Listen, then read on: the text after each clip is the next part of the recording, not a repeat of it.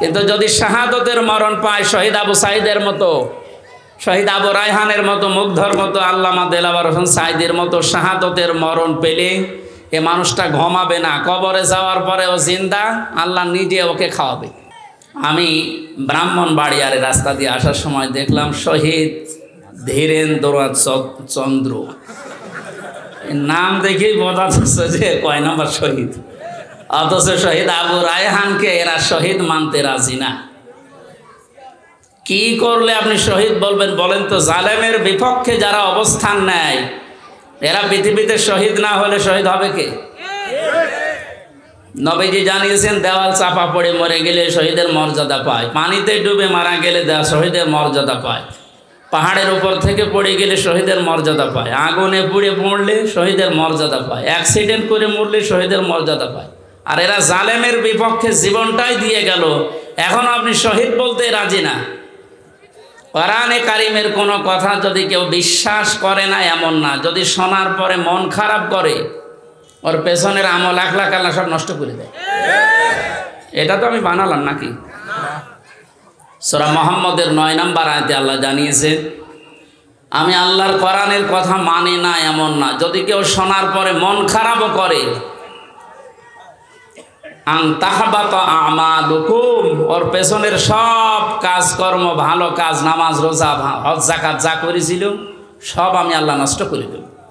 সুতরাং এ কথা কেউ যেন বলবেন না আজকে থেকে যারা শহীদ হয়নি মারা গেছে, এমনি না। শহীদের মর্যাদা অনেক বেশি। যেহেতু মানুষ মুখ দিয়ে কথা বলে, এই জন্য আল্লাহ মুখের উপরে আগে 144 জারি করে মুখ বন্ধ করে দিয়েছেন, কথা বলবে না মুখ দিয়ে, বিশেষ করে শহীদের ব্যাপারে। দ্বিতীয় নম্বর, মানুষ ধারণা করে। ধারণা করে কি দিয়ে? অন্তর দিয়ে। কি দিয়ে বলেন তো? কোরআনে কারিমে আল্লাহ পাক অন্তরের উপরেও একটা মোহর লাগিয়ে, স্টিকার লাগিয়ে দিয়েছেন, অন্তর দিয়েও ধারণা করা যাবে না। ওয়ালা তাহসাবান্নাল্লাযীনা কুতিলু ফী সাবিলিল্লাহি আমওয়াতা বাল আহয়াউন ইনদা রাব্বিহিম ইরযাকুন। এটা সূরা আলে ইমরানের ভেতরে আছে, আগের আয়াতটা সূরা বাকারার ভেতরে ছিল। আল্লাহ তাআলা বলেন ধারণাও করবে না অন্তর দিয়ে। যারা আমি আল্লাহর জন্য জীবন দিয়েছে ওরা মারা গেছে, ধারণাও করা যাবে না। বরং তারা জীবিত, এবং জীবিত থাকলে মানুষ যেহেতু খায়, আমি আল্লাহ নিজে তাদেরকে রিজিক দেই।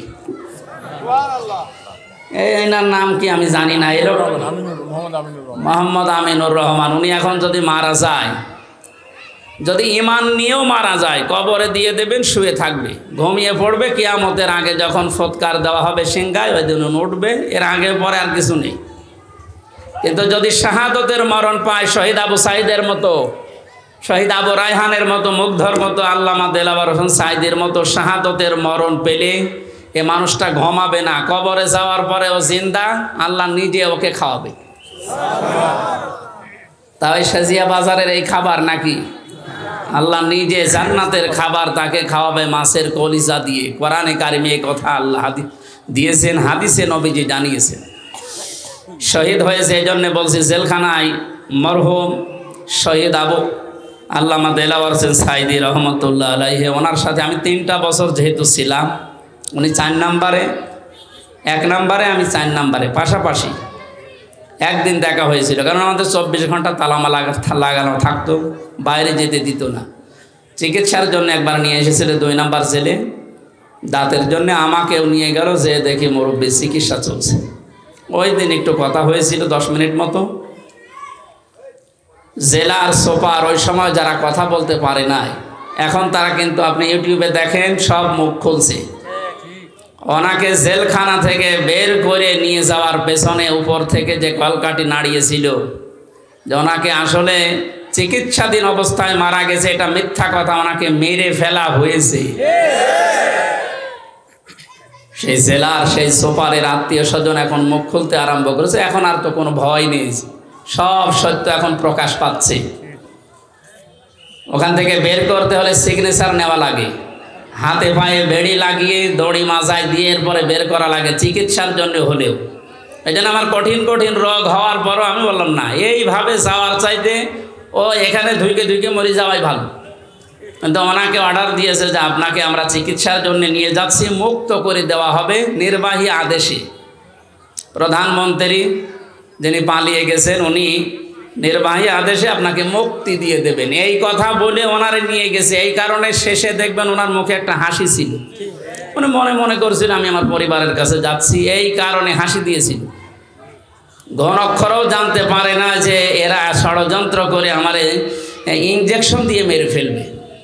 সুতরাং এই ময়দান থেকে ওনার নামে দোয়া করার আগে আহ্বান জানাচ্ছে, এটা যেহেতু রেকর্ড হচ্ছে, যারা ওনার এই মৃত্যুর জন্য দায়ী প্রত্যেকের বিচার ওনার ওই ট্রাইব্যুনালেই করা দরকার। আমরা রাজি আছি না? বিশেষ করে ডাক্তার মোস্তফা জামান সহ এর আগে আরো 2 জন আছে, আমি দেখলাম পালাইছে, তাকে বন্দি বিনিময়ের মাধ্যমে নিয়ে আসা লাগবে। কিসের পালানো?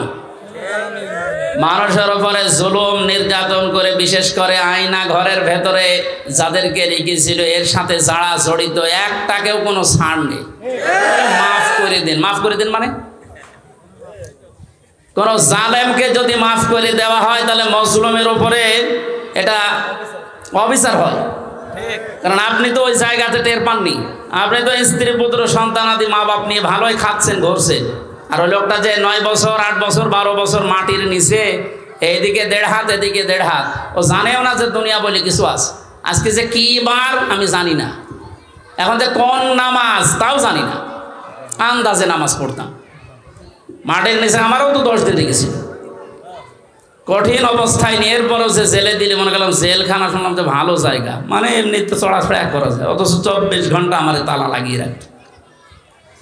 যে মামলা দিয়েছে তো মূল্য চুরি করলেও অতদিন রাখা যায় না, মূল্য চুরি করলে মাত্র 3 মাস। আর আমার 3 বছরে জামিন তো দেয়নি। সিএমএম কোর্টে মানুষের জামিন হয়ে যায় মামলায়, জজ কোর্টে হয়নি, সিএমএম কোর্টে হয়নি, হাইকোর্টে 1 বার 2 বার 30 বার মামলা তুলেছে।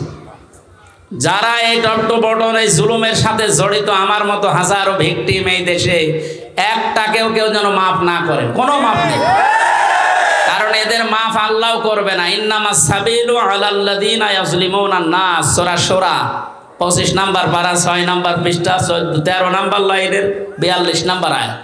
যত তাফসীর আছে পৃথিবীতে সব মুফাসসির লিখেছেন আল্লাহ নিজে মামলা দেবে জালেমদের বিরুদ্ধে। যারা আল্লাহর মামলার আসামি, ওদেরকে আপনি বাঁচাতে চান মানে কোনো ক্ষমা নেই এদের।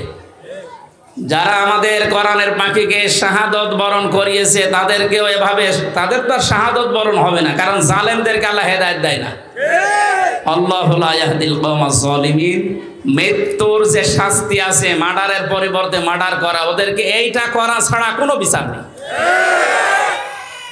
এই জন্য জালেমদের কোনো মাফ নেই। জালেমদের মাফ করে দেওয়া মানে আপনি ব্যারিস্টার আরমানের স্ত্রীকে কি জবাব দেবেন?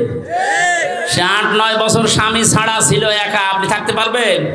আপনার মেয়েকে জিজ্ঞাসা করেন, আপনার বউকে জিজ্ঞাসা করেন, মাফ করে দেন, মাফ করে দেন মানে। আমান আজমের স্ত্রী, সে অন্য জায়গায় অলরেডি বিয়ে করে ফেলেছে। আমারও তো সে অবস্থায় ছিল, এই অবস্থায় কি ম্যাডাম একা থাকতে পারবে? শেষ পর্যন্ত আমারও মনে হয় বাদ দেওয়া লাগতো। যাক, আল্লাহ ইচ্ছা করে হোক, দয়া করে হোক, যেভাবে হোক সালামের পতনটা ঘটিয়ে আমাদেরকে আবার মুক্ত বাতাসে কোরআনের কথা, দ্বীনের কথা বলার একটা পরিবেশ আল্লাহ তৈরি করে দিয়েছেন। এখন বাকি দেখতে আছে এই যে অরাইতান নাসা ইয়াদখুলুনা ফি দীনিল্লাহি আফওয়াজা। আল্লাহর কোরআনের ঘোষণা, যখন আল্লাহর সাহায্য আসে তখন আপনি বিজয় দেখতে পাবেন। যেহেতু বিজয় দেখতে পেয়েছি, দলে দলে মানুষ ইসলামে প্রবেশ করবে, এটাও আমরা এখন দেখতে পাচ্ছি।